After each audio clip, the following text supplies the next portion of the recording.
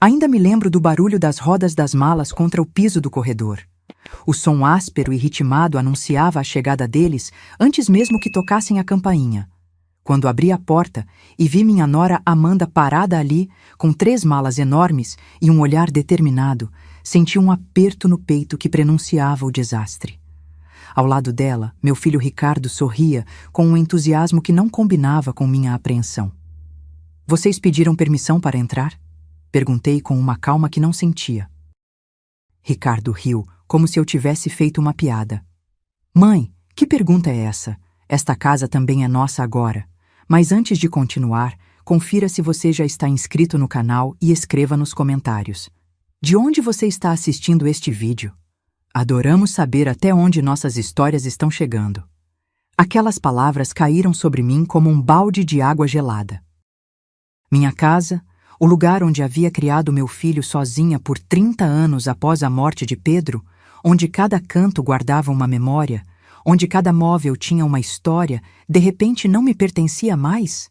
Fiquei paralisada na porta, enquanto Ricardo passava por mim carregando as malas e Amanda entrava, inspecionando tudo com um olhar crítico. "Precisamos redecorar tudo isso", ela disse, fazendo um gesto de desprezo com as mãos. "Estas cortinas parecem da década de 80. "São da década de 90, respondi, tentando manter a compostura. "E foram escolhidas por seu pai", acrescentei, olhando para Ricardo. Ele fingiu não ouvir, continuando a trazer as malas para dentro. Amanda tirou os óculos de sol e os colocou na cabeça, revelando olhos castanhos frios e calculistas. "Helena, você vai adorar o que planejamos. Vamos transformar este apartamento num espaço moderno e funcional. Podemos até criar um cantinho especial para você", ela disse com falsa doçura. "Um cantinho especial? Na minha própria casa?", pensei, mas apenas assenti com a cabeça, incapaz de processar o que estava acontecendo. Precisava entender como havíamos chegado àquela situação. Naquela noite, não consegui dormir. Meus pensamentos estavam em turbilhão. No quarto ao lado, podia ouvir Amanda e Ricardo conversando em voz baixa, rindo ocasionalmente. Levantei-me e fui até a estante da sala, onde guardava documentos importantes. Entre eles, a escritura do apartamento que havia comprado com Pedro, fruto de anos de economia e trabalho duro. Para meu horror, não consegui encontrar o documento. Vasculhei todas as pastas, gavetas e envelopes. Nada. A escritura havia sumido. Foi naquele momento que senti um frio na espinha. Ricardo havia me pedido para assinar alguns papéis meses atrás, alegando serem para o seguro da casa.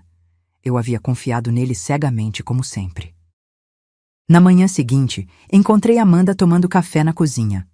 Ela usava um hobby de seda que parecia muito caro e mexia no celular sem se dar ao trabalho de me cumprimentar. "Amanda", comecei, tentando ser diplomática, "não consigo encontrar a escritura do apartamento. Você sabe algo sobre isso?" Ela levantou os olhos do celular e sorriu com condescendência. "Helena, não se preocupe com essas coisas. Ricardo e eu estamos cuidando de tudo agora." "Cuidando como?", insisti. "O apartamento está no nosso nome", ela respondeu casualmente, como se estivesse falando do clima. "Foi melhor assim. Você não precisará se preocupar com contas ou manutenção. Nós assumimos tudo." Senti como se o chão tivesse desaparecido sob meus pés. "E quem decidiu isso?" "Foi ideia de Ricardo, na verdade", ela disse, voltando a atenção para o celular. "Ele achou que seria mais prático, considerando sua idade." Minha idade.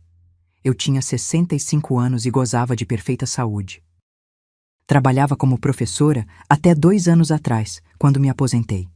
Não era uma inválida nem estava senil. A raiva começou a borbulhar dentro de mim, mas decidi que precisava ser estratégica. Se eles haviam me enganado, eu precisaria de provas e, mais importante, precisaria de ajuda. Nos dias que se seguiram, fui forçada a assistir à invasão sistemática da minha casa. Amanda começou a redecorar, substituindo os móveis que eu havia escolhido com tanto carinho. Minhas cortinas bordadas deram lugar a persianas modernas. Meus quadros foram empacotados e levados para o depósito. A cada objeto removido, sentia como se uma parte de mim fosse arrancada. Ricardo parecia alheio ao meu sofrimento. Quando questionado, dizia apenas: "Mãe, você precisa se modernizar. Amanda tem um excelente gosto." Uma tarde, enquanto eles estavam fora, decidi que era hora de agir. Liguei para Mariana, minha amiga de longa data que era advogada aposentada. Expliquei a situação em detalhes. "Helena, isso é gravíssimo", ela disse após ouvir meu relato. "Parece que houve uma transferência fraudulenta de propriedade. Você precisa obter cópias dos documentos que assinou e verificar no cartório o que realmente aconteceu." "Como faço isso sem que eles saibam?" perguntei, temendo a reação deles. "Venha me ver amanhã. Vamos elaborar um plano." Naquela noite, dormi um pouco melhor sabendo que tinha uma aliada. Mariana sempre fora meu porto seguro desde a morte de Pedro. Ela entendia a dor de ser traída por quem mais amamos. Seu ex-marido a havia abandonado por uma mulher mais jovem após 25 anos de casamento. No dia seguinte, encontrei Mariana em seu apartamento. Ela já tinha preparado uma pasta com orientações legais. "Primeiro, precisamos descobrir exatamente o que você assinou. Segundo, vamos verificar no cartório a situação atual do imóvel. Terceiro, dependendo do que descobrirmos, entraremos com uma ação de anulação por vício de consentimento." Enquanto ela falava, senti um misto de gratidão e determinação. Não permitiria que tirassem de mim aquilo que havia conquistado com tanto sacrifício. "Mas, Mariana, e se descobrirmos que realmente transferi a propriedade? E se os documentos estiverem legais?" Ela segurou minhas mãos com firmeza. "Helena, mesmo que os documentos estejam formalmente corretos, se você foi induzida ao erro ou não foi devidamente informada sobre o que estava assinando, há base legal para contestar. Além disso," ela sorriu com determinação, "Pedro era um homem precavido. Vocês não tinham algum tipo de testamento ou acordo sobre a casa?" De repente, lembrei-me de algo que havia esquecido completamente. Anos atrás, quando Pedro ainda estava vivo, havíamos visitado um advogado que era amigo dele. Na ocasião, Pedro insistira em registrar um documento que protegia a casa de qualquer transferência futura sem o meu consentimento explícito e informado. "Mariana, você acabou de me lembrar de algo importante", exclamei. "Preciso encontrar o escritório daquele advogado, o Dr. Torres." Quando voltei para casa naquele dia, encontrei Amanda e Ricardo remodelando meu quarto. Haviam removido a cama de casal onde eu dormia há décadas e colocado uma cama de solteiro no canto. "O que vocês estão fazendo?" perguntei horrorizada. "Estamos transformando este quarto em um escritório para Ricardo", explicou Amanda. "Você ficará no quarto de hóspedes. É menor, mas mais aconchegante para uma pessoa só." Engoli a revolta e concordei silenciosamente. Precisava ganhar tempo até descobrir como recuperar minha casa. Nos dias que se seguiram, interpretei o papel da idosa resignada. Concordava com tudo. Sorria quando necessário e fingia não notar os olhares de triunfo que Amanda trocava com Ricardo. Por dentro, porém, estava em plena batalha. Com a ajuda de Mariana, consegui localizar o Dr. Torres. Apesar de aposentado, ele lembrou-se imediatamente do caso quando mencionei o nome de Pedro. "Dona Helena", ele disse com um sorriso cansado. "Seu marido era um homem sábio. Ele previu que algo assim poderia acontecer um dia." O advogado abriu uma pasta amarelada e retirou um documento. Era uma cláusula especial anexada à escritura original, estabelecendo que qualquer transferência de propriedade só seria válida com meu consentimento explícito, registrado em cartório, na presença de um advogado independente. "Este documento nunca foi revogado", explicou o Dr. Torres. "O que significa que qualquer transferência feita sem seguir estas condições é automaticamente nula." Senti uma mistura de alívio e raiva. Pedro, mesmo depois de morto, continuava me protegendo, mas a traição de Ricardo doía como uma ferida aberta. Como meu próprio filho pôde fazer isso comigo? "O que devo fazer agora?" perguntei ao advogado. Vou preparar uma notificação extrajudicial e entrar com uma ação declaratória de nulidade. Enquanto isso, sugiro que a senhora não confronte seu filho ainda. Quanto menos eles suspeitarem, melhor. Saí do escritório do Dr. Torres com uma sensação de esperança renovada. A batalha estava apenas começando, mas agora eu sabia que tinha armas para lutar. Ao retornar para casa, encontrei Amanda falando ao telefone na sala. Quando me viu, ela imediatamente mudou o tom de voz e encerrou a conversa. "Onde esteve, Helena?" perguntou com falsa preocupação. "Fui ver uma amiga", respondi vagamente. "Deveria ter avisado." Ricardo ficou preocupado. "Não sabia que precisava pedir permissão para sair da minha própria casa", respondi, permitindo que um pouco da minha raiva transparecesse. Amanda estreitou os olhos. "Esta casa é nossa agora, Helena. Quanto mais cedo você aceitar isso, melhor para todos." Não respondi.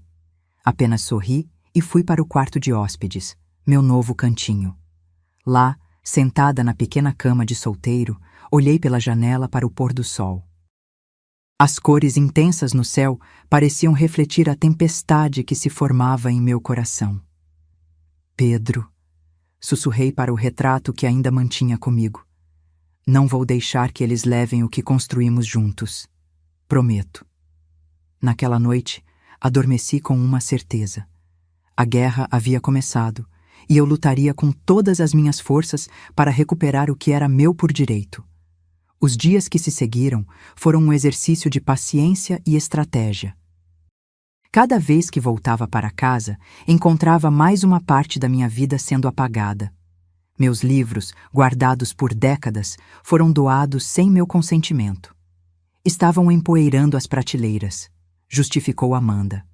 Minhas plantas, companheiras silenciosas que cuidei com tanto carinho, foram substituídas por arranjos artificiais. Mais práticos e não sujam o chão, ela explicou com um sorriso vazio. O mais doloroso foi quando descobri que haviam descartado a poltrona de Pedro. Era um móvel antigo, com o estofado gasto pelo tempo, mas que guardava o formato do corpo dele, o cheiro de sua colônia. Às vezes, nas noites solitárias, eu me sentava nela e fechava os olhos, imaginando que ele ainda estava ali, ao meu lado.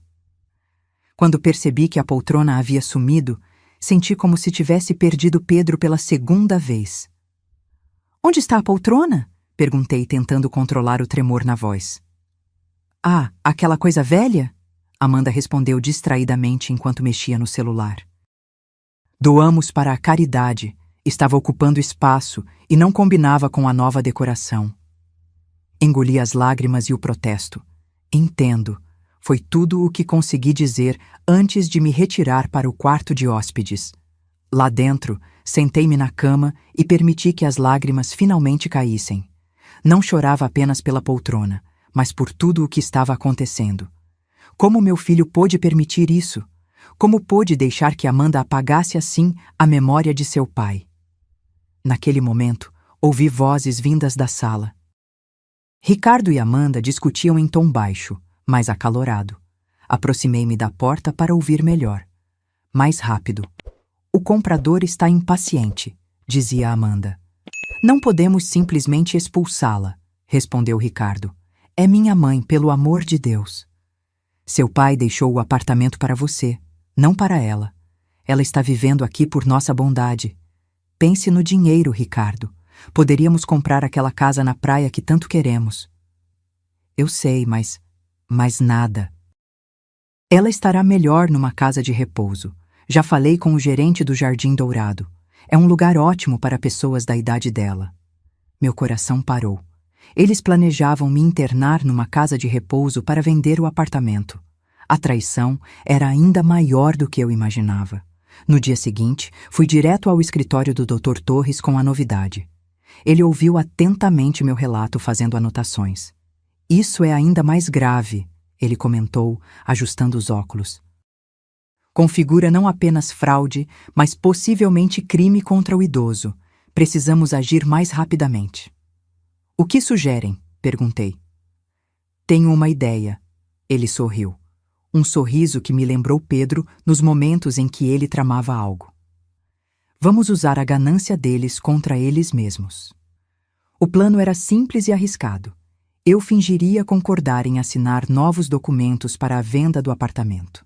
Documentos que, na verdade, seriam preparados pelo doutor Torres para reverter a situação e restaurar meus direitos de propriedade. Mas eles não desconfiarão se eu de repente concordar com tudo? Questionei. É aí que entra a sua habilidade como atriz, dona Helena. Ele respondeu com um brilho nos olhos. A senhora terá que convencê-los de que está resignada, talvez até um pouco senil. Nos dias seguintes, comecei a implementar o plano. Passei a agir de forma mais confusa, esquecendo coisas pequenas deliberadamente, mostrando-me mais frágil e dependente. Para minha surpresa, Amanda e Ricardo aceitaram prontamente essa nova versão de mim. Era como se quisessem acreditar que eu estava envelhecendo rapidamente, tornando a ideia da casa de repouso mais justificável. Uma noite, durante o jantar, decidi dar o próximo passo.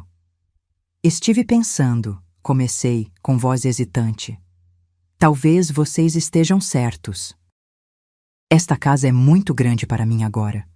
Amanda quase se engasgou com o vinho. Ricardo olhou para mim com surpresa. O que você quer dizer, mãe? Ele perguntou. Talvez seja a hora de eu considerar alternativas, um lugar menor, mais adequado para alguém da minha idade. Os olhos de Amanda brilharam de triunfo. Ela trocou um olhar rápido com Ricardo antes de responder. Helena, que bom que você está sendo sensata. Na verdade, Ricardo e eu estávamos justamente discutindo isso. Conhecemos um lugar maravilhoso, o Jardim Dourado. É uma comunidade para pessoas maduras, com atividades e cuidados médicos. Parece interessante, respondi, esforçando-me para parecer genuinamente intrigada. Quando posso conhecer? Podemos ir amanhã mesmo, Amanda exclamou, mal contendo a excitação. E depois podemos cuidar da papelada para, você sabe, organizar tudo. Claro, concordei, baixando os olhos como se estivesse aceitando meu destino. Confio em vocês para cuidar dos detalhes. Aquela noite, não consegui dormir. A ideia de estar jogando um jogo tão perigoso me causava ansiedade, mas a alternativa, perder minha casa e ser internada contra minha vontade, era inaceitável. Pedro sempre dizia que eu era mais forte do que parecia. Agora era a hora de provar isso. No dia seguinte, visitamos o Jardim Dourado. O nome era a única coisa agradável no lugar. Apesar da fachada bem cuidada, pude perceber o desespero silencioso nos olhos dos idosos que lá residiam. Muitos pareciam abandonados, sentados em cadeiras de rodas no jardim, olhando para o nada. Outros vagavam pelos corredores como fantasmas, sem propósito ou alegria. Não é maravilhoso? Perguntou Amanda, enquanto o gerente nos mostrava um quarto minúsculo, com uma cama hospitalar e uma televisão antiga. Sim, muito. Acolhedor, respondi, sentindo um arrepio ao imaginar-me presa naquele lugar. O gerente, um homem de meia idade com um sorriso comercial, explicou os módicos custos mensais que consumiriam quase toda a minha aposentadoria. Amanda ouvia atentamente, fazendo perguntas sobre as políticas de visitas, restritas, e procedimentos médicos, básicos. Quando a senhora poderia se mudar? Perguntou o gerente, dirigindo-se a mim como se eu fosse incapaz de tomar minhas próprias decisões. Precisamos verificar algumas questões financeiras primeiro, interveio Ricardo, parecendo ligeiramente desconfortável. Talvez em algumas semanas. Perfeito, respondeu o gerente. Temos uma lista de espera, mas para a família de vocês podemos fazer uma exceção. Ao sairmos do Jardim Dourado, senti um misto de repulsa e determinação. Aquele lugar representava tudo o que eu temia. Abandono, solidão, perda de autonomia. Não permitiria que me enviassem para lá. No caminho de volta, Amanda falava animadamente sobre como eu seria feliz no novo lar. Ricardo permanecia em silêncio, olhando pela janela do carro com uma expressão que não consegui decifrar. Será que havia um resquício de consciência nele? Ou era apenas culpa momentânea que logo seria suprimida pela ganância? Quando chegamos em casa, Amanda foi direto ao ponto. Helena, agora que você já viu o lugar e gostou, precisamos organizar a papelada. Há alguns documentos que você precisa assinar. E que documentos? Perguntei, fingindo inocência. Apenas formalidades, para transferir oficialmente o apartamento e organizar sua mudança. Entendo, respondi calmamente, mas prefiro que minha amiga Mariana dê uma olhada nesses documentos antes. Ela é advogada aposentada e sempre me ajuda com essas coisas. O sorriso de Amanda congelou. Não há necessidade disso. Ricardo e eu já verificamos tudo. Mesmo assim, me sentiria mais segura. Podemos marcar para amanhã? Mariana pode vir aqui. Antes que Amanda pudesse protestar, Ricardo interveio. Tudo bem, mãe, se isso te deixa mais tranquila. Amanda lançou-lhe um olhar furioso, mas não disse mais nada. Apenas sorriu tensamente e saiu da sala, seus saltos batendo com força no piso. Imediatamente, liguei para Mariana e o Dr. Torres, explicando a situação. Combinamos que eles viriam no dia seguinte com os documentos preparados. O plano estava em andamento. Naquela noite, em meu pequeno quarto, olhei novamente para o retrato de Pedro. Amanhã recuperarei nossa casa, murmurei para a fotografia. Eles pensam que sou fraca e tola, mas esqueceram que fui eu quem criou Ricardo sozinha depois que você partiu. Esqueceram de toda a luta que enfrentamos juntos. No retrato, Pedro sorria aquele seu sorriso confiante que sempre me dava forças nos momentos difíceis. Era como se ele estivesse me dizendo que tudo ficaria bem. Dormi um sono inquieto, povoado por sonhos em que estava presa no Jardim Dourado, chamando por Pedro sem resposta. Acordei antes do amanhecer, o coração acelerado. O dia decisivo havia chegado. A campainha tocou às 10h em ponto. Amanda abriu a porta com um sorriso forçado, que desapareceu completamente ao ver Mariana acompanhada pelo Dr. Torres. Bom dia, disse Mariana com um sorriso educado, mas firme. Sou Mariana Gomes, amiga de Helena, e este é o Dr. Torres, que gentilmente se ofereceu para nos ajudar com a revisão dos documentos. Não me lembro de termos convidado um advogado, respondeu Amanda, cruzando os braços defensivamente. Helena disse que seria apenas você. Na verdade, intervim, aproximando-me da porta. Eu disse que Mariana me ajudaria a revisar os documentos, e como ela é uma profissional séria, trouxe alguém com experiência na área. Ricardo apareceu no corredor, atraído pela conversa tensa. O que está acontecendo? Seu filho, presumo? Perguntou o Dr. Torres, estendendo a mão. Prazer em conhecê-lo. Sou um velho amigo de seu pai, Pedro.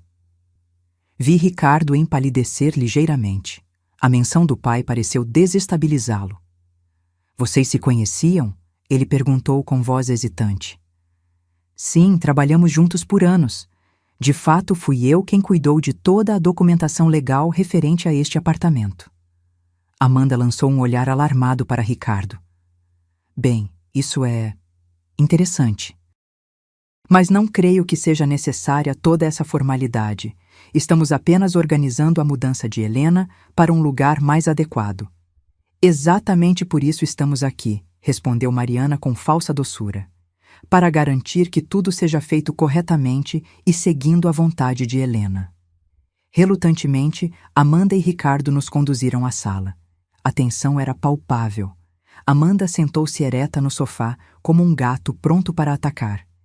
Ricardo parecia nervoso, passando a mão pelos cabelos repetidamente. Então, começou o Dr. Torres, abrindo sua pasta. Entendo que vocês têm alguns documentos para a dona Helena assinar. Amanda retirou um envelope de sua bolsa. São apenas formalidades para a transferência definitiva do apartamento e a autorização para a mudança para o Jardim Dourado. Dr. Torres pegou os documentos e os examinou cuidadosamente, suas sobrancelhas se erguendo à medida que lia. Interessante, murmurou. Muito interessante. Algum problema? Perguntou Ricardo, a ansiedade clara em sua voz. Vários, na verdade, respondeu o advogado, levantando os olhos dos papéis. Este documento não é apenas uma autorização para a mudança. É uma renúncia completa de direitos sobre o imóvel e uma transferência irrevogável de todos os bens de Dona Helena para vocês dois. E qual é o problema? Rebateu Amanda. Helena já concordou com isso. É mesmo? Perguntou Mariana, voltando-se para mim. Senti todos os olhares sobre mim. Era o momento de verdade, o momento de recuperar não apenas minha casa, mas minha dignidade. Não, respondi com firmeza. Nunca concordei em renunciar a todos os meus direitos. Nunca concordei em transferir meus bens. E certamente nunca concordei em ser enviada para uma casa de repouso. Amanda levantou-se abruptamente. O que é isso? Uma armadilha? Você disse que estava de acordo. Assim como você disse que estava apenas redecorando a casa, não se apoderando dela, respondi, permitindo que toda a minha raiva contida finalmente viesse à tona. Assim como Ricardo me disse que os papéis que assinei meses atrás eram para o seguro, não para transferir a propriedade para vocês. Ricardo afundou no sofá, o rosto nas mãos. Mãe, você não entende. Precisávamos do dinheiro. Para quê? Perguntei. Para comprar uma casa na praia? Para que Amanda pudesse ter mais bolsas de grife? Como você? Começou Amanda, mas interrompeu-se, percebendo que eu havia ouvido suas conversas. Senhores, interveio o Dr. Torres, acho que é hora de esclarecer alguns pontos legais. Primeiramente, qualquer documento que Dona Helena tenha assinado sob falsos pretextos é legalmente nulo. Segundo, mesmo que a transferência inicial tenha sido registrada, ela viola a cláusula especial que o Sr. Pedro e Dona Helena incluíram na escritura original. Ele retirou outro documento de sua pasta. Esta cláusula estabelece claramente que qualquer transferência de propriedade só é válida com o consentimento explícito de Dona Helena, registrado em cartório, na presença de um advogado independente. Condições que, evidentemente, não foram cumpridas. Amanda empalideceu. Isso não pode ser verdade. Verificamos tudo. O apartamento está no nome de Ricardo. E estará de volta ao nome de Dona Helena até o final desta semana, respondeu o Dr. Torres com um sorriso confiante. A propósito, já demos entrada no pedido de anulação da transferência fraudulenta. O juiz foi bastante receptivo, especialmente quando mencionamos a tentativa de internar Dona Helena contra sua vontade. Ricardo levantou a cabeça, os olhos vermelhos. Nunca quis forçá-la, mãe. Foi tudo ideia de Amanda. Seu covarde! Explodiu Amanda, virando-se para ele. Agora vai me culpar? Foi você quem falsificou a assinatura dela nos documentos iniciais? Olhei para meu filho, um misto de dor e decepção me consumindo. Você falsificou minha assinatura, Ricardo? Ele baixou os olhos, incapaz de me encarar. Eu achei que seria melhor assim. Amanda disse que você nunca concordaria e precisávamos do dinheiro urgentemente. Para quê? Insisti.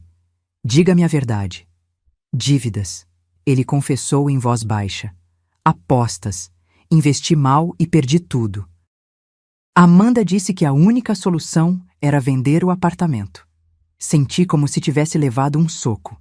Meu filho, o menino que eu havia criado com tanto amor e sacrifício, havia se tornado um homem capaz de roubar a própria mãe para cobrir dívidas de jogo. Isso não importa mais, interrompeu Amanda, recuperando a compostura. O apartamento já está no nome de Ricardo. Já temos um comprador. Vocês não podem simplesmente anular tudo. Na verdade, podemos e já estamos fazendo isso, respondeu Mariana. Além disso, se insistirem nesse caminho, teremos que incluir acusações criminais por fraude e crime contra idoso. Vocês querem mesmo enfrentar isso? O silêncio que se seguiu foi ensurdecedor. Amanda olhava para todos com ódio nos olhos. Ricardo parecia derrotado. E agora? Perguntou ele finalmente. Agora, respondi, recuperando minha voz. Vocês têm duas opções. Podem assinar estes novos documentos, preparados pelo Dr. Torres, restaurando minha propriedade e reconhecendo a fraude, ou podemos resolver isso na justiça, com todas as consequências que isso trará. Dr. Torres colocou uma pasta sobre a mesa. Os documentos estão aqui. Basta assinarem e tudo será resolvido sem maiores complicações legais. Amanda pegou sua bolsa e levantou-se. Não vou assinar nada, isso é ridículo. Ricardo, vamos embora. Para minha surpresa, Ricardo não se moveu. Não, Amanda, chega. Fizemos algo errado. Precisamos consertar. Você enlouqueceu? Depois de tudo o que planejamos? Era um plano errado desde o início, ele respondeu, a voz mais firme. É a casa da minha mãe, a casa onde cresci, onde meu pai viveu. O que estávamos pensando? Amanda olhou para ele com desprezo. Você é fraco, Ricardo. Sempre foi. É por isso que está nessa situação, endividado até o pescoço. É melhor ser fraco do que ser cruel, ele respondeu, pegando a caneta que o Dr. Torres oferecia. Vou assinar. Você pode fazer o que quiser. Se assinar, esqueça que existo, ameaçou Amanda. Ricardo olhou para ela por um longo momento, depois para mim. Vi em seus olhos algo que não via há muito tempo. Arrependimento. Sinto muito, mãe, disse ele, antes de assinar os documentos. Nunca deveria ter deixado as coisas chegarem a esse ponto. Amanda pegou a bolsa e saiu batendo a porta com força, sem olhar para trás. O som de seus saltos se afastando pelo corredor foi a última coisa que ouvi dela. O silêncio que se seguiu foi pesado. Ricardo permaneceu sentado, olhando para suas mãos. Mariana e o Dr. Torres trocaram olhares, entendendo que precisavam nos dar um momento. Vamos deixá-los conversar, sugeriu Mariana, levantando-se. Estaremos na cozinha se precisarem de nós. Quando ficamos sozinhos, olhei para meu filho, um homem de 40 anos que parecia novamente um menino assustado. Ele sempre teve os olhos de Pedro, mas nunca pareceram tão vazios quanto naquele momento. Por quê? Perguntei simplesmente. Ricardo respirou fundo antes de responder. Comecei apostando pequenas quantias. Nada sério, apenas para me divertir. Então ganhei grande uma vez, e isso me deu a falsa confiança de que poderia ganhar sempre. Quando comecei a perder, achei que poderia recuperar tudo na próxima aposta. É sempre a próxima aposta que vai resolver tudo. E Amanda? Ela descobriu quando já estava afundado em dívidas.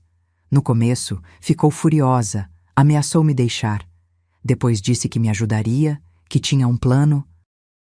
O plano era roubar sua própria mãe, falei, sem conseguir esconder a mágoa na voz. Ela disse que não era roubo. Ele justificou fracamente. Disse que você já era idosa, que o apartamento seria meu de qualquer maneira quando... Você sabe. Quando eu morresse, completei a frase que ele não teve coragem de dizer. E você acreditou nela. Eu estava desesperado, mãe. Os credores estavam ameaçando, falando em quebrar minhas pernas. Amanda disse que tínhamos que agir rápido. Levantei-me e caminhei até a janela, olhando para a rua lá embaixo. As pessoas passavam, alheias ao drama que se desenrolava em meu apartamento. Como seria fácil se pudéssemos ver as tempestades internas dos outros. Você tem noção do que isso significou para mim? Perguntei, ainda de costas para ele. Ver minha casa sendo invadida, minhas lembranças descartadas como lixo. A poltrona do seu pai, Ricardo. Vocês jogaram fora a poltrona do seu pai. Eu não sabia, ele murmurou. Amanda fez isso enquanto eu estava no trabalho. Virei-me para encará-lo. Isso não é desculpa. Você permitiu que tudo isso acontecesse. Ficou parado enquanto ela planejava me enviar para aquele lugar horrível. Eu nunca concordei com a casa de repouso, ele protestou. Disse a ela que encontraríamos outro lugar para você, um apartamento menor talvez. Ainda assim, você estava disposto a me tirar da minha casa, da casa que construí com seu pai, para pagar suas dívidas de jogo. Ricardo baixou a cabeça, incapaz de me encarar. Não tenho desculpas, mãe. O que fiz foi imperdoável. Voltei a sentar-me, desta vez mais perto dele. A raiva ainda estava lá, queimando dentro de mim, mas havia também outro sentimento: pena. Pena pelo homem perdido que meu filho havia se tornado. Quanto você deve? Perguntei. Ele mencionou uma quantia que me fez engasgar. Era quase todo o valor do apartamento. E como planejava pagar isso depois que gastasse o dinheiro da venda? Não sei, ele confessou. Acho que não pensei tão longe. Ou talvez tenha acreditado nas promessas de Amanda de que tudo se resolveria magicamente. Chamei Mariana e o Dr. Torres de volta à sala. Ambos pareciam preocupados. Está tudo bem? Perguntou Mariana. Não, respondi honestamente. Mas talvez possa ficar. Dr. Torres, tenho uma pergunta. Se eu quisesse ajudar meu filho com suas dívidas, mas sem perder minha casa, quais seriam minhas opções? O advogado ajustou os óculos pensativo. Bem, a senhora poderia considerar um empréstimo com o apartamento como garantia, ou talvez uma hipoteca reversa, embora eu não recomende essa opção. Ou, insisti quando ele hesitou. Ou a senhora poderia vender a propriedade que o senhor Pedro deixou no interior, aquele terreno próximo à represa. Fiquei surpresa. Havia me esquecido completamente daquele terreno. Pedro o comprara anos atrás, sonhando em construir uma casa de campo para nossa aposentadoria. Após sua morte, nunca tive coragem de visitá-lo ou fazer qualquer coisa com ele. Esse terreno vale alguma coisa? Perguntei. Considerando a valorização da região nos últimos anos, diria que sim. Não tanto quanto este apartamento, mas o suficiente para resolver o problema do seu filho, se esse for seu desejo. Ricardo olhava para mim, atônito. Que terreno é esse? Papai nunca me falou sobre isso. Seu pai tinha muitos sonhos que você nunca se interessou em conhecer, respondi com um toque de amargura. Depois que ele morreu, você raramente falava dele. Dr. Torres interveio, diplomático como sempre. Posso verificar o valor atual do terreno e buscar compradores potenciais, se a senhora desejar. Olhei para Ricardo, avaliando a situação. Por um lado, ele havia me traído da pior maneira possível. Por outro, era meu filho, meu único filho. Pedro sempre dizia que a família era a coisa mais importante, mesmo quando cometiam erros. Faça isso, respondi finalmente. Mas com uma condição. Qual? Perguntou Ricardo, um brilho de esperança nos olhos. Você vai procurar ajuda, tratamento para o vício em jogos e vai trabalhar para mim, organizando a bagunça que você e Amanda fizeram nesta casa. Cada livro, cada quadro, cada objeto que vocês removeram deverá ser recuperado ou substituído. E você fará isso sozinho, sem a ajuda dela. Ricardo assentiu vigorosamente. Sim, claro. Farei tudo o que você pedir. Não é uma questão de pedir, Ricardo. É uma questão de reparar o dano que você causou. Ele baixou os olhos envergonhado. Entendo. E mais uma coisa, acrescentei. Quero de volta a poltrona do seu pai. Amanda a doou para uma instituição de caridade no centro. Posso tentar recuperá-la. Não tente, faça. Nos dias que se seguiram, presenciei uma transformação lenta em Ricardo. Ele começou a frequentar um grupo de apoio para jogadores compulsivos e trabalhou incansavelmente para recuperar meus pertences. A poltrona de Pedro foi a primeira coisa que ele trouxe de volta, após pagar à instituição mais do que o valor original do móvel. Amanda ligou algumas vezes, alternando entre ameaças e súplicas para que Ricardo voltasse. Quando percebeu que ele não cederia, enviou um advogado para discutir a divisão de bens. Ricardo, para minha surpresa, não contestou nenhuma das exigências dela. Entregou o carro, metade das economias, o que restava delas, e até mesmo o apartamento que haviam comprado juntos antes de se mudarem para minha casa. Por que está desistindo de tudo? Perguntei quando o vi assinando os papéis do divórcio. Porque nada disso importa. Ele respondeu com uma serenidade que me lembrou Pedro. Percebi que estava vivendo uma vida que não era minha, perseguindo coisas que não me faziam feliz. Acho que precisava perder tudo para entender o que realmente importa. O terreno foi vendido por um valor surpreendentemente alto, suficiente para quitar todas as dívidas de Ricardo e ainda sobrar um pouco. Dr. Torres sugeriu que investíssemos esse dinheiro em um fundo para garantir minha segurança financeira no futuro. E quanto a Ricardo? Perguntei. Onde ele vai morar? Isso depende da senhora, respondeu o advogado. Quando voltei para casa naquele dia, encontrei Ricardo no quarto de hóspedes, arrumando suas poucas roupas em uma mala. O que está fazendo? Perguntei. Arrumando minhas coisas. Agora que as dívidas estão pagas e a casa está quase como antes, acho que é hora de procurar meu próprio lugar. E para onde você vai? Ele deu de ombros. Talvez alugar um quarto até conseguir me estabilizar. Consegui um emprego como assistente em uma editora. Não paga muito, mas é honesto. Fiquei observando-o por um momento, pensando em tudo o que havíamos passado. A traição, a dor, o arrependimento. Mas também lembrei-me de quando ele era pequeno, de como corria para meus braços quando caía, de como seus olhos se iluminavam quando Pedro chegava do trabalho. O quarto no final do corredor, eu disse finalmente. Aquele que usávamos como escritório. Você pode ficar lá até se estabelecer melhor. Ele olhou para mim, surpreso. Tem certeza? Tenho algumas condições, respondi firmemente. Você continua no tratamento, contribui com as despesas da casa e aos domingos você cozinha. Um sorriso tímido surgiu em seu rosto. Ainda gosta do meu risoto? É a única coisa que você sabe fazer que presta, respondi, permitindo-me um leve sorriso. Naquela noite, sentei-me na poltrona de Pedro, sentindo o conforto familiar do estofado gasto. A casa estava começando a parecer minha novamente. Os livros voltavam às prateleiras, os quadros às paredes. Ainda faltavam muitas coisas, mas era um começo. Conseguimos, Pedro, sussurrei para o retrato dele na mesa ao lado. Recuperei nossa casa. E pela primeira vez em muito tempo, senti paz. Os meses que se seguiram foram de reconstrução, não apenas da casa, mas também da relação com meu filho. A convivência diária não foi fácil no começo. Havia momentos de silêncio constrangedor, olhares desviados e conversas superficiais. A sombra da traição ainda pairava entre nós.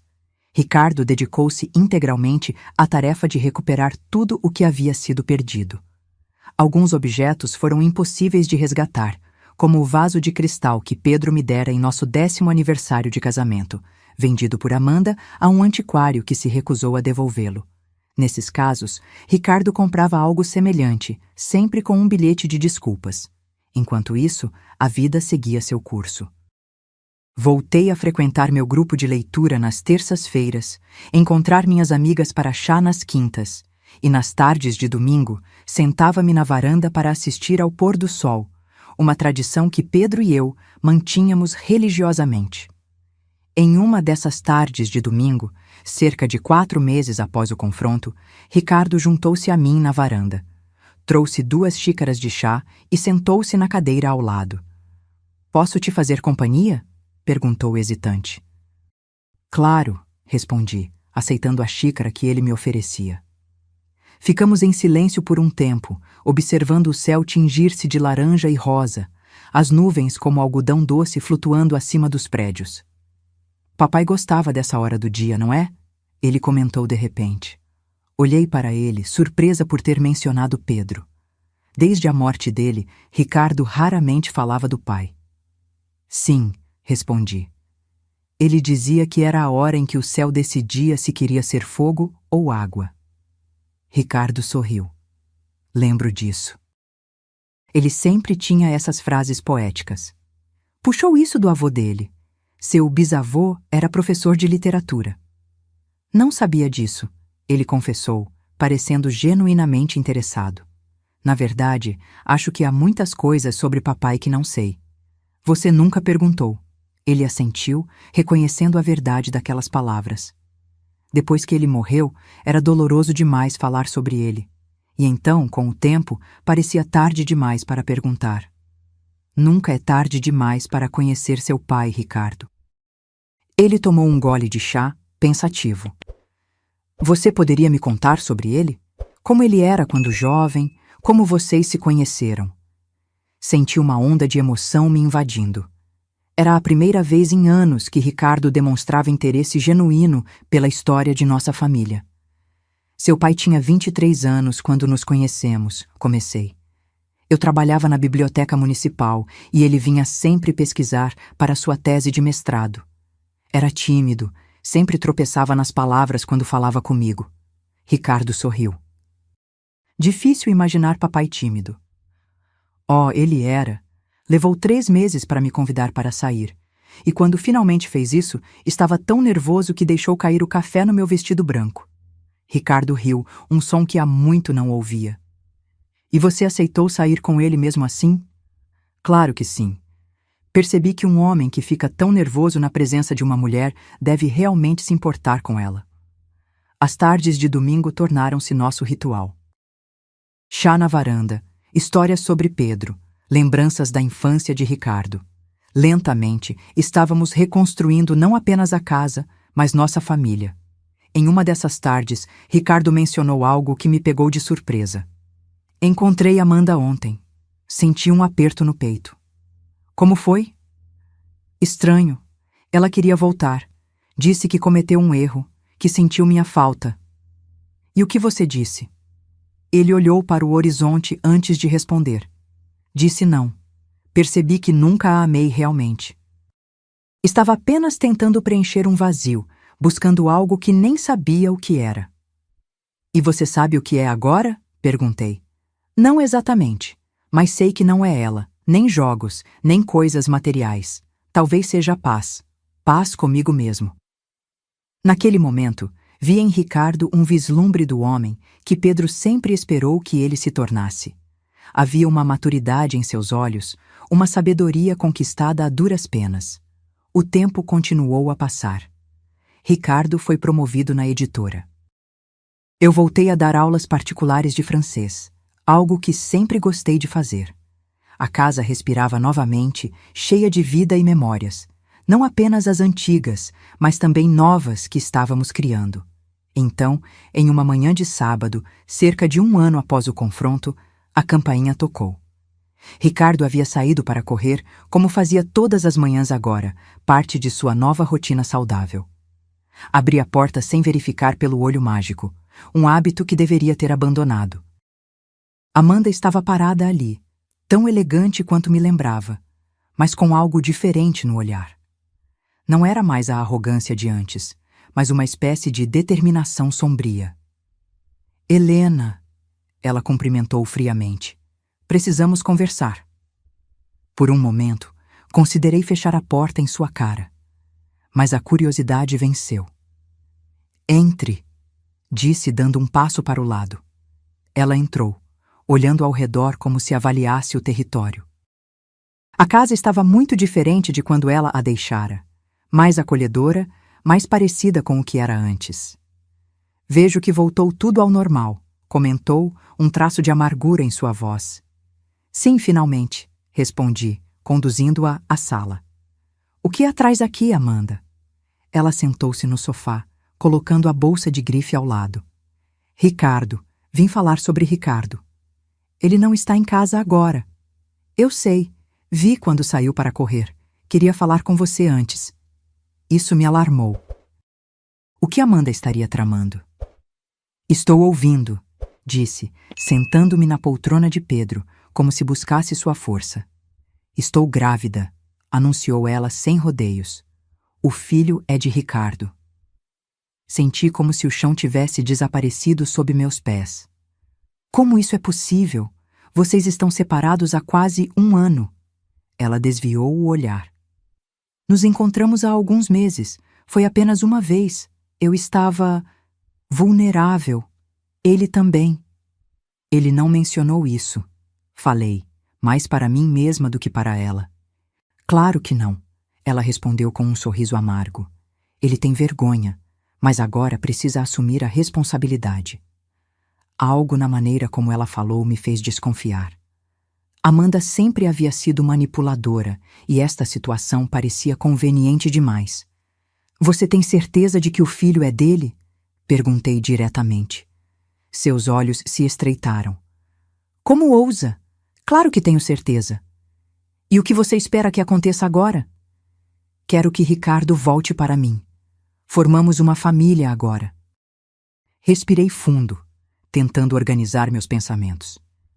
Se Amanda realmente estivesse esperando um filho de Ricardo, isso mudaria tudo. Meu neto ou neta merecia uma família, mas confiaria nesta mulher que quase destruíra a minha? Você já falou com Ricardo sobre isso? Perguntei. Ainda não. Queria sua bênção antes. Minha bênção? Repeti incrédula. Depois de tudo o que você fez, vem pedir minha bênção? Amanda ajeitou-se no sofá, adotando uma postura mais humilde. Sei que cometemos erros, Helena. Eu, especialmente. Mas as pessoas mudam, e agora há uma criança inocente envolvida. Antes que pudesse responder, ouvi a porta da frente abrindo. Ricardo voltava de sua corrida, o rosto corado pelo exercício. Ele congelou ao ver Amanda sentada em nossa sala. "O que você está fazendo aqui?" perguntou, o tom de voz uma mistura de surpresa e alarme. Amanda levantou-se, uma mão pousada sobre o ventre ainda plano. "Precisamos conversar, Ricardo, sobre nosso futuro." Vi o rosto de meu filho empalidecer. Ele olhou para mim, depois para Amanda, então de volta para mim. "Mãe, você poderia nos dar um momento?" pediu. Assenti e me retirei para a cozinha, mas mantive-me perto o suficiente para ouvir a conversa. Talvez fosse errado espionar, mas depois de tudo o que passamos, sentia-me no direito de saber o que estava acontecendo. "Estou grávida", ouvi Amanda dizer. "De 2 meses." "Isso é impossível", respondeu Ricardo, a voz firme. "Não nos vemos há meses." "E aquela noite no bar? Você esqueceu?" "Aquela noite?" A voz de Ricardo subiu 1/8. "Amanda, eu estava bêbado, mas não tão bêbado. Conversamos, você tentou me beijar, eu recusei e fui embora. Nada aconteceu entre nós." "Está chamando-me de mentirosa?" Ela perguntou indignada. "Estou dizendo que é fisicamente impossível que esse filho seja meu." Houve um momento de silêncio, tenso como o ar antes de uma tempestade. "Bem", ela disse finalmente, sua voz voltando ao tom frio que eu conhecia bem. "Veremos o que o teste de DNA dirá. E também o que o juiz pensará sobre um pai que recusa a reconhecer o próprio filho." "Amanda." A voz de Ricardo era cansada agora. "Por que está fazendo isso? O que espera conseguir? O que é meu por direito? Você, esta casa, a vida que planejamos juntos." "Nunca mais teremos essa vida, Amanda. Mesmo se esse filho fosse meu, o que sei que não é, não voltaríamos a ficar juntos." Terminamos. "Por favor, aceite isso e siga em frente." Ouvi o som de passos furiosos. Depois, a porta da sala sendo aberta com violência. "Você vai se arrepender disso, Ricardo!" gritou Amanda. "Vou tirar tudo de você, até o último centavo." A porta da frente bateu com força.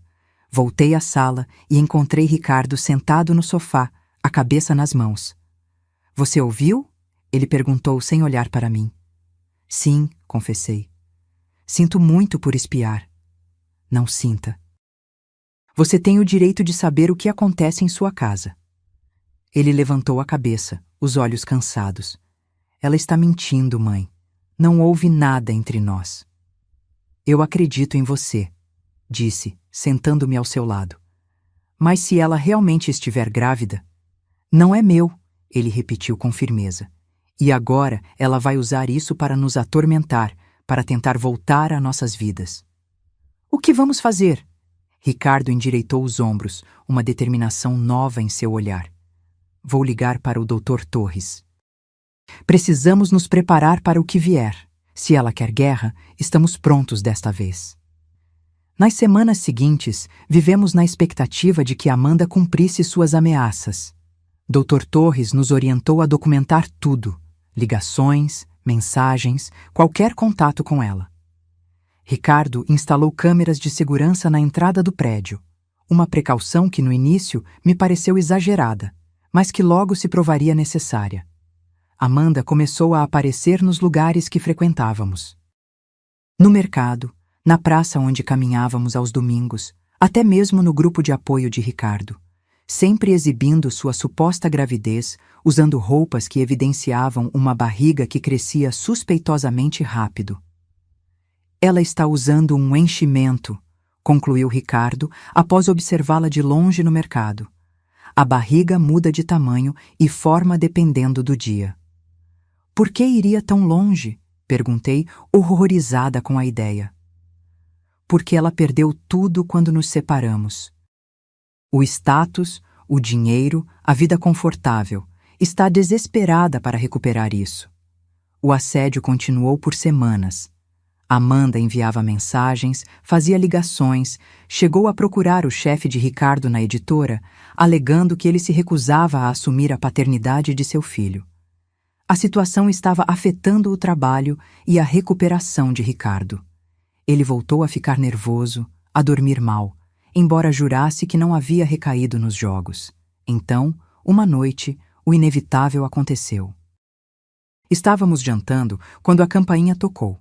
Ricardo foi atender e voltou com uma expressão sombria, segurando um envelope.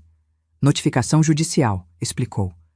Amanda está me processando por reconhecimento de paternidade e pedindo pensão alimentícia antecipada.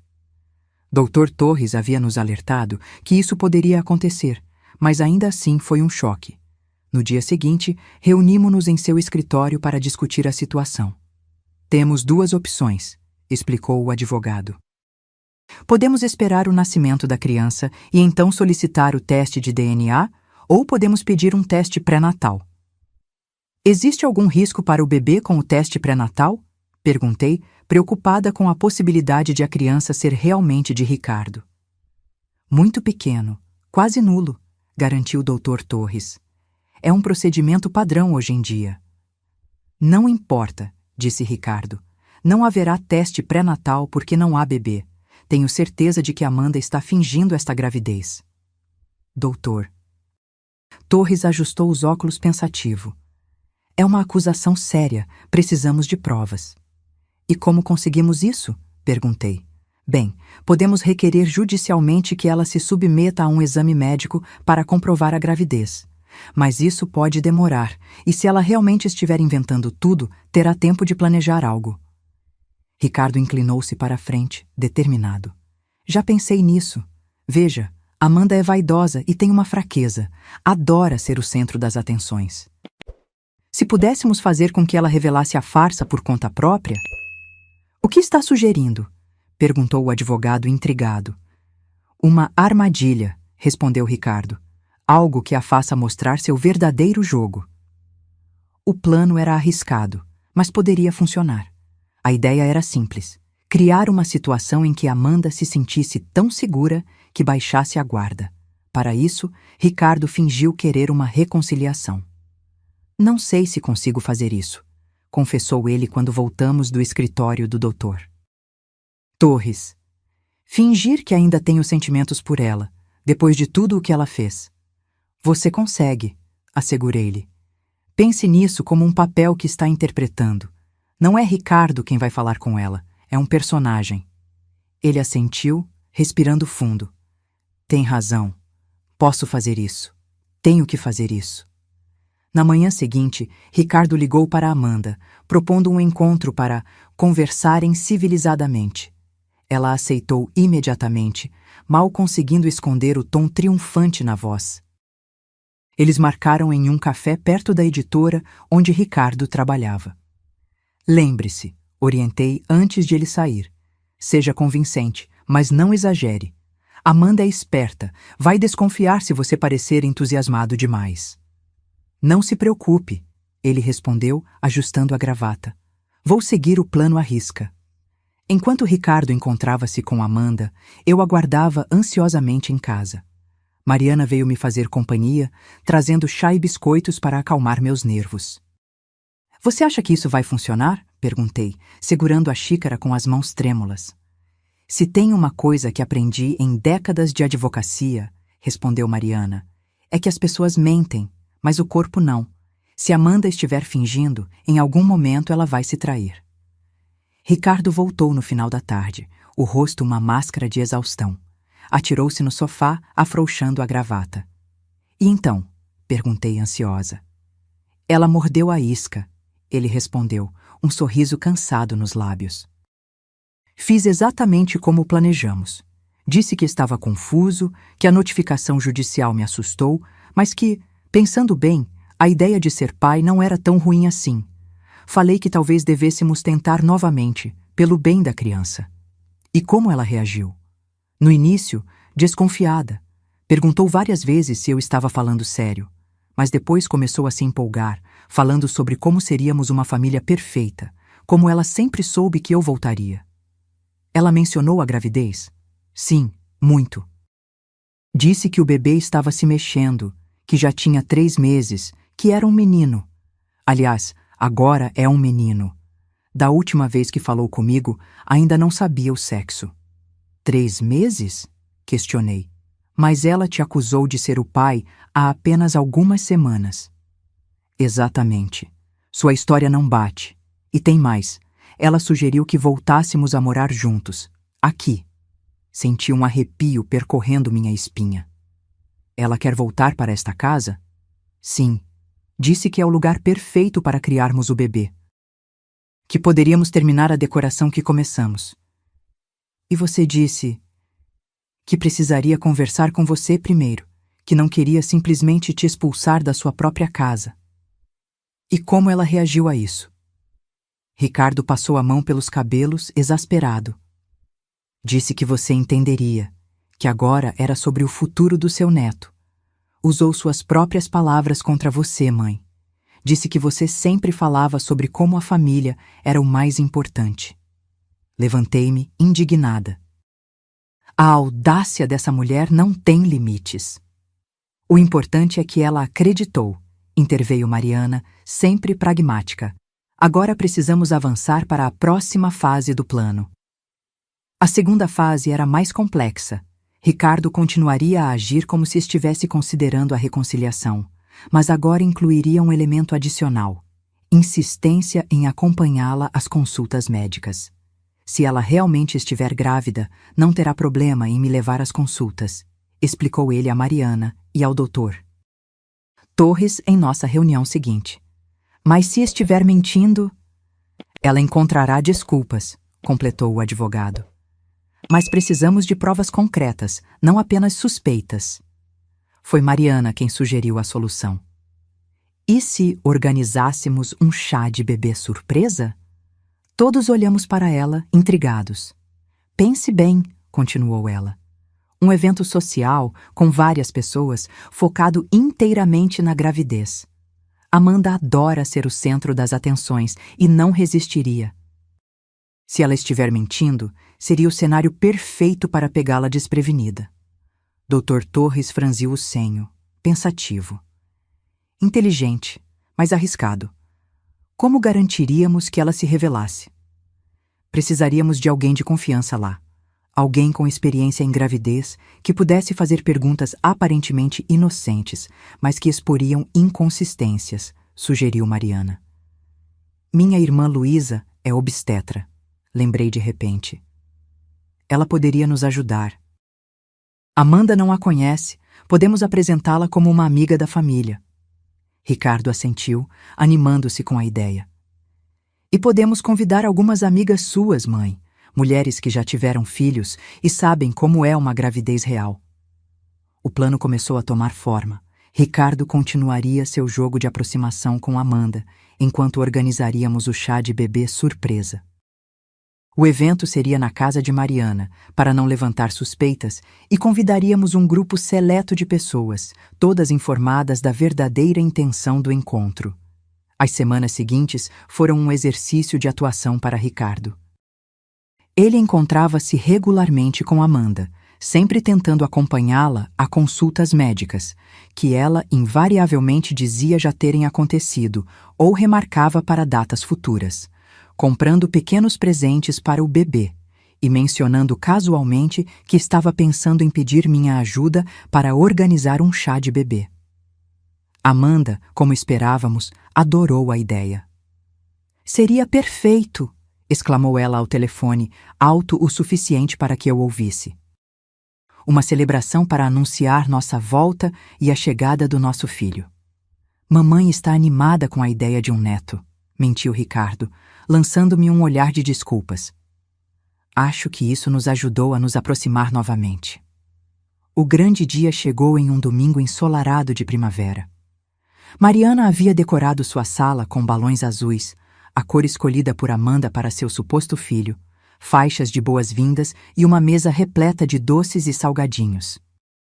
Minha irmã Luísa chegou cedo, trazendo consigo um kit de pressão arterial e um estetoscópio, para dar um toque autêntico, explicou piscando para mim. Obstetra sempre carrega essas coisas. As convidadas, 5 amigas minhas, todas informadas da situação, chegaram em seguida. Eram mulheres de minha confiança. Vera, que criara 4 filhos sozinha. Célia, enfermeira aposentada. Rosa, que trabalhara em uma maternidade por décadas. Teresa, mãe de gêmeos. E Joana, psicóloga especializada em família. Lembrem-se, orientou Mariana antes da chegada de Amanda. Perguntas inocentes, comentários naturais, nada que pareça um interrogatório. Quando a campainha tocou, todos assumiram suas posições.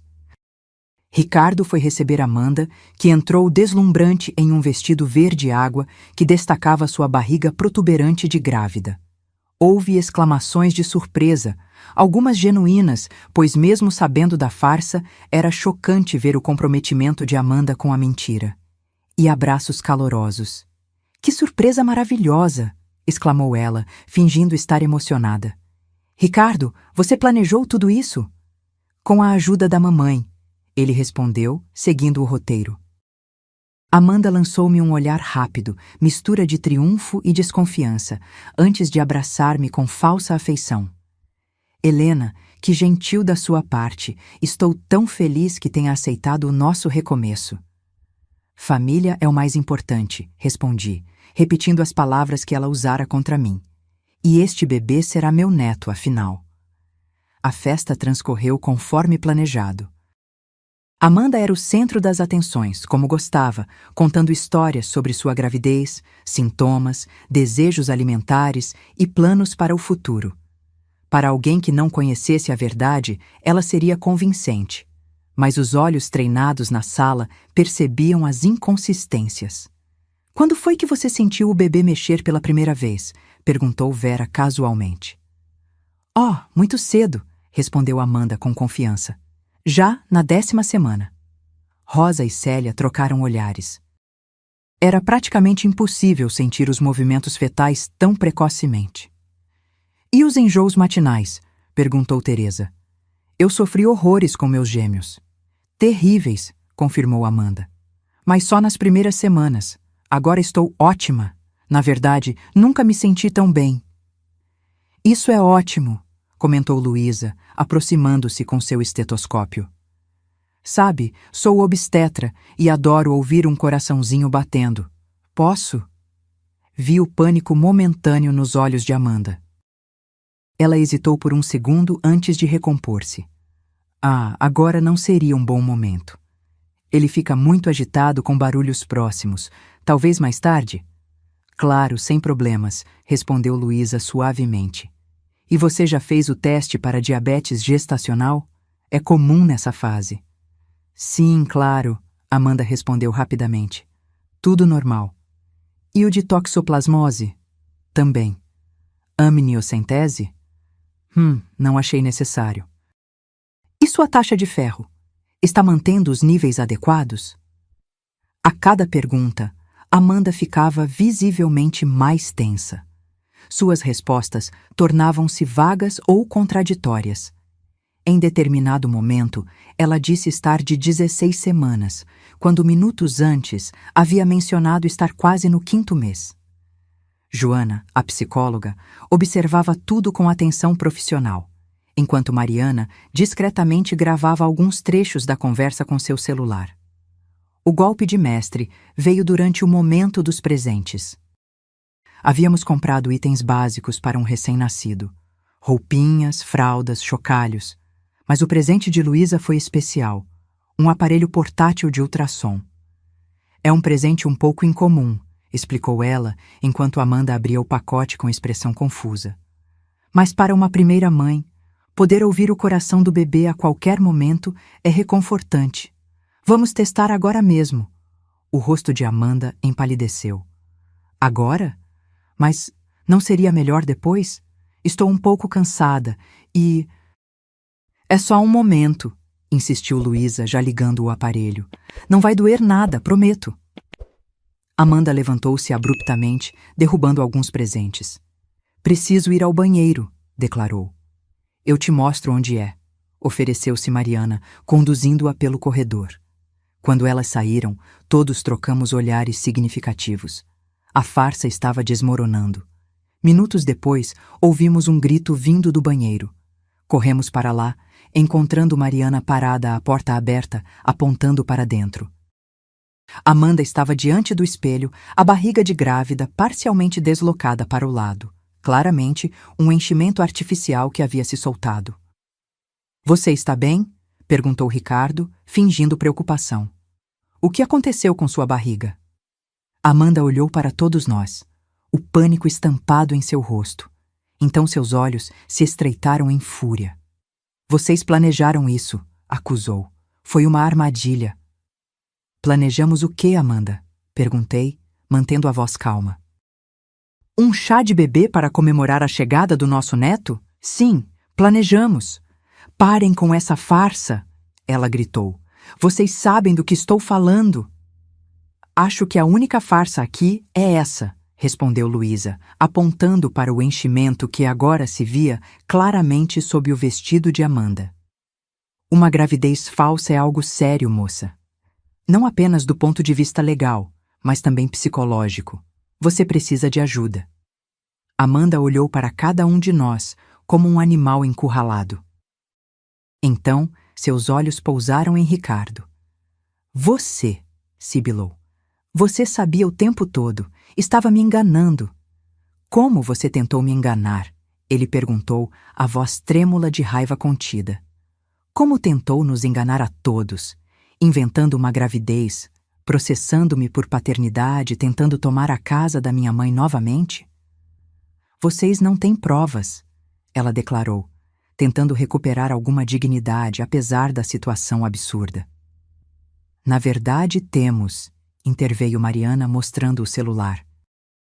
Gravações das suas contradições sobre a gravidez, testemunhas e agora isso.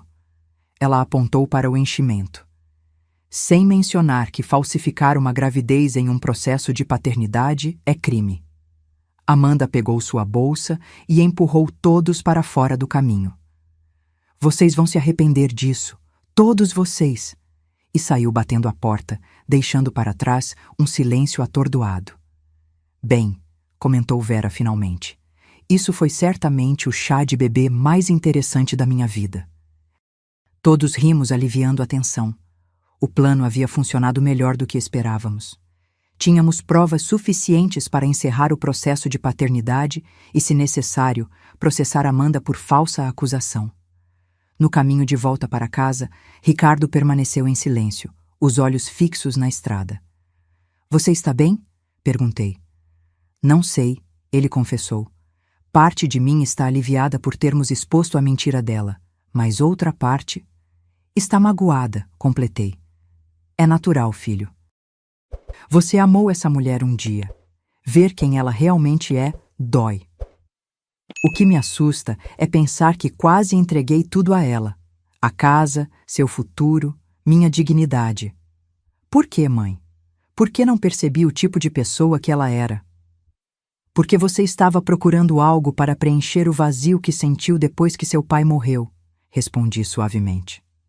Todos nós fazemos escolhas desesperadas quando estamos sofrendo. Ele assentiu, pensativo. Acho que sim. Mas agora acabou, não é? Podemos seguir em frente. Sim, concordei, apertando sua mão. Agora podemos reconstruir. Naquela noite, sentei-me na poltrona de Pedro, contemplando tudo o que havíamos passado. A traição, a luta para recuperar minha casa, o plano para desmascarar Amanda. Uma parte de mim sentia-se triste por Ricardo, pelo sonho desfeito de uma família. mas outra parte sentia um alívio profundo, como se um peso tivesse sido finalmente removido. Conseguimos, Pedro, sussurrei para o retrato dele. Protegemos nosso lar, nosso filho. Estamos seguros agora. E pela primeira vez em muito tempo, acreditei plenamente nessas palavras. As semanas seguintes trouxeram uma paz que há muito não sentíamos. O processo de paternidade foi rapidamente arquivado quando as provas da falsa gravidez de Amanda foram apresentadas. Dr. Torres sugeriu que processássemos Amanda por falsidade ideológica e danos morais, mas Ricardo decidiu contra.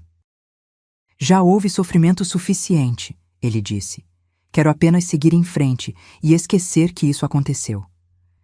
Respeitei sua decisão, embora uma parte de mim quisesse ver Amanda pagar por tudo que nos fez passar. Mas talvez Ricardo estivesse certo. Mais conflitos só prolongariam nossa dor.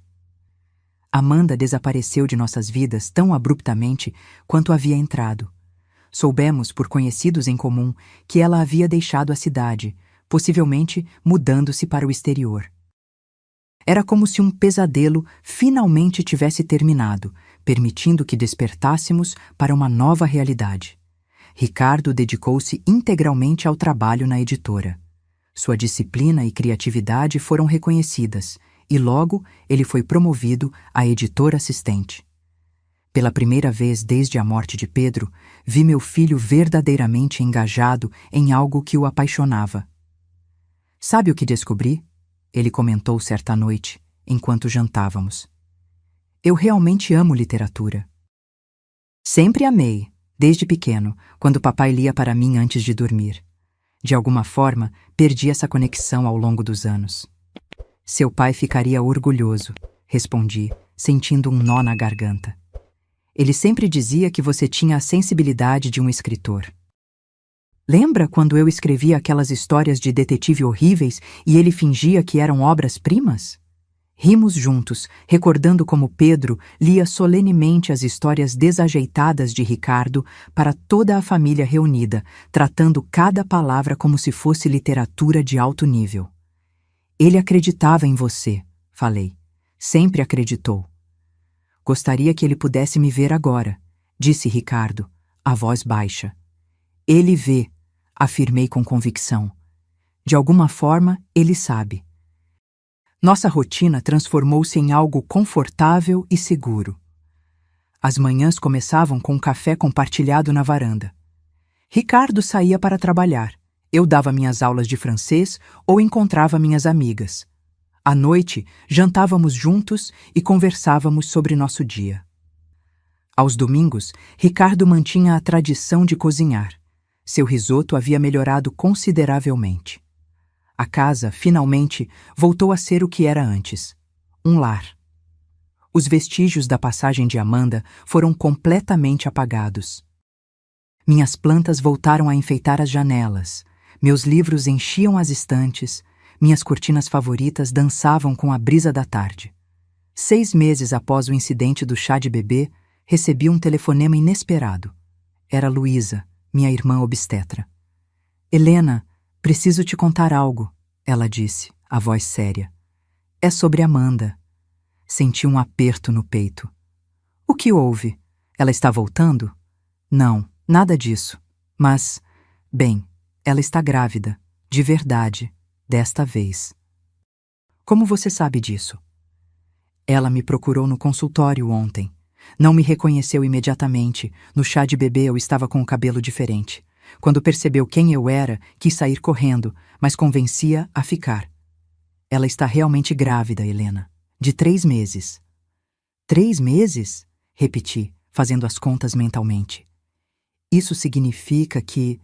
Sim, ela engravidou logo após o fiasco do chá de bebê. Irônico, não é? Fingir uma gravidez e então realmente engravidar. E o pai?